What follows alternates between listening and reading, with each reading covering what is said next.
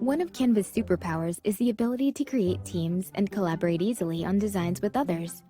But you might be wondering if anyone can just jump in and see all your designs or how to keep everything organized. Well, let's take a look.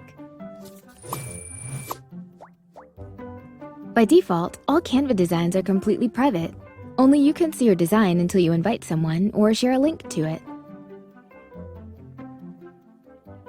Same with folders. We know Canva saves designs automatically, but if your internet connection is a bit patchy and you're worried about your work not being saved, you can always click Save via the File menu.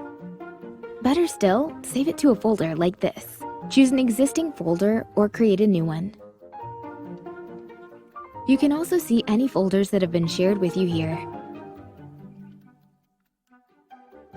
Remember where to find all your folders on the home page?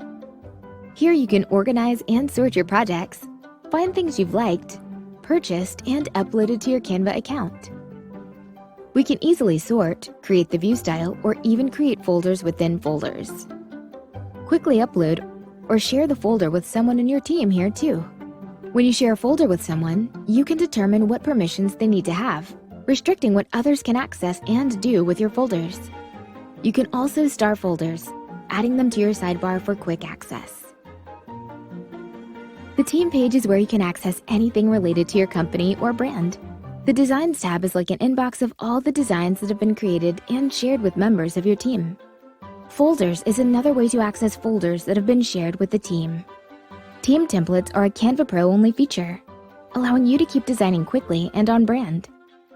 And here, you can invite new team members, delete old ones, and change roles of the people in your team. Groups are handy for members to collaborate in smaller teams or on specific projects together. Create a group to name it and add members. Once your group has been created, easily share designs and folders with everyone in that group with one click. Stay tuned for the final video in this series to find out how to boost your creative Canva skills even further.